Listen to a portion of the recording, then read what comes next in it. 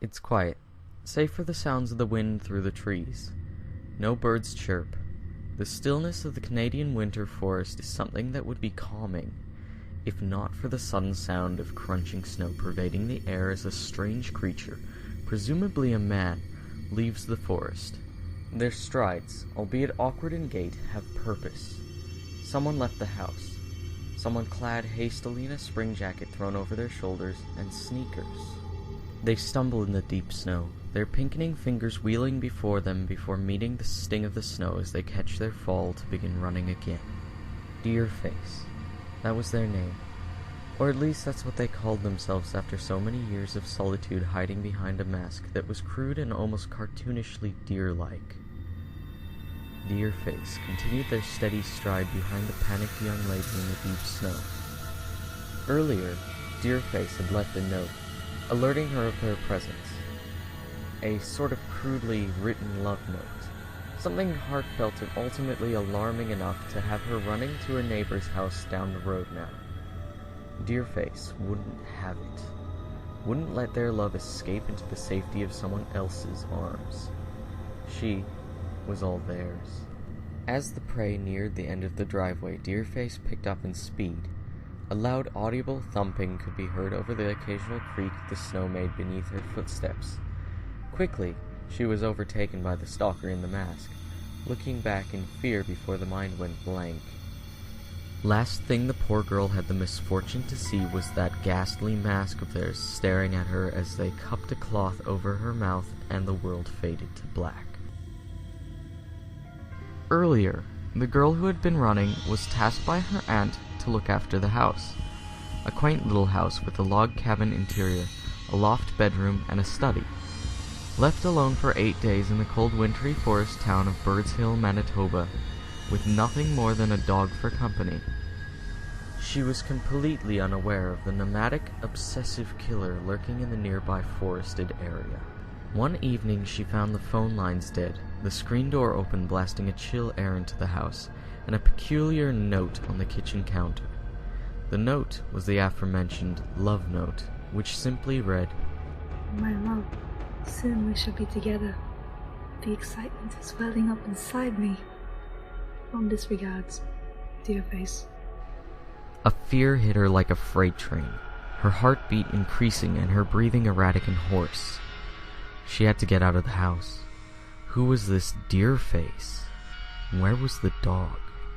Her attention snapped to the hiss of water coming from the bathroom. Her worst fears realized as she pushed the door open and lay eyes on the horror before her.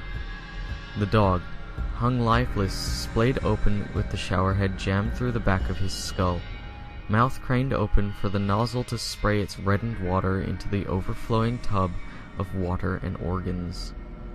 She gagged, but found herself reaching for the faucet to turn the water off.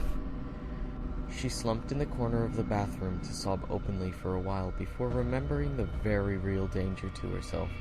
Deerface. She had to leave and find help. She threw on her jacket and grabbed the closest pair of shoes and bolted from the door, unprepared, into the stinging cold air in search of help. She awoke, freezing in a little shack, a metal lean-to of sorts. Nothing but sticks in a corner, a small fire, and herself. Dazed but slowly remembering her situation, she sat up, hearing the rattle of chains.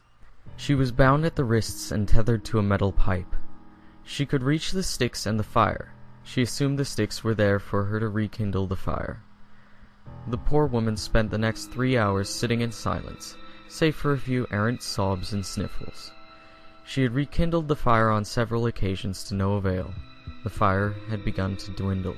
Deerface pushed the door open, wordlessly observing the pitiful woman on the cold, dirty floor huddled close to the fire with a look of terror painted on her face.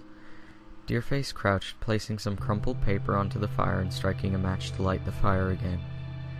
They then presented her with a slab of bloody raw meat on a plate from her own kitchen, and then promptly left her there once more. She tried to cook the meat over the fire until it died too low again. She was so hungry at that point she managed to choke down the rancid half-cooked meat. The next 2 days carried on much the same. with her trying in vain to keep the fire alight, and Deerface presenting her with questionable pieces of meat. On the third day of her incarceration, she found herself trembling less due to lack of energy. She was certain she was going to die alone as some pet. Deerface threw open the door and finally spoke. Their voice was soft and motherly. My love, it's time for us to bond. The voice came from the mask like a coo. The fiendish masked human shuffled closer to her on their gnarled feet, reaching for the girl to undo the bonds. She couldn't fight back against the other. The few tears that escaped her eyes as she was hoisted off the filthy floor stung in the cold breeze when they left the shack. Deerface carried her limp body for a good 20 minutes before finding a clearing. Deerface lay her on a rock with a fairly flat surface, and lay a knife next to the shivering woman who, noticing the knife, knocked it off into the snow below, to which Deerface took no offense and simply placed it back onto the rock. They pulled a hammer from their hoodie pocket and a chisel. The grinning mask showed no signs of what was intended with these tools, but she began to panic. With the last dregs of energy she could muster, she leapt from the rock and stumbled a few feet, before Deerface hooked her under the arms and dragged the dazed and defeated girl back to the rock. With a dirty rag, they then tied her arms together and roughly shoved her against the rock, their voice still soft but a little more forceful behind the muffle of their mask. Don't you love me? Don't you trust me? They hissed. The girl begged for mercy and shook her head. Deerface splayed open her lips and pressed the chisel into her mouth, scraping against her gums. I need as much to remember you as possible. You're so pretty. Deerface sighed as they brought the hammer down over the chisel. Immediately she choked on their hand being jammed into her mouth, fishing the teeth out. She hacked and gagged and blubbered out her pleas once more, with an audible lisp. Deerface pocketed the gory teeth and reached for the knife. My love, it's time for me to take your love. We'll be together, you and I. Their voice came out as an excited lover. She squirmed, but had ultimately resigned at this point before Deerface's final motion was to plunge the knife into their chest, piercing her ribs before spending the next hour in the frigid winter delving into the corpse's chest cavity for the heart.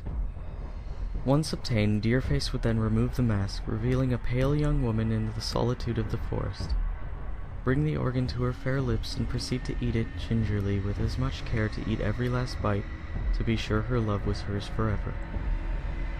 Once the horrific ritual was complete, she would slip the horror mask back on and disappear into the woods of the Northlands.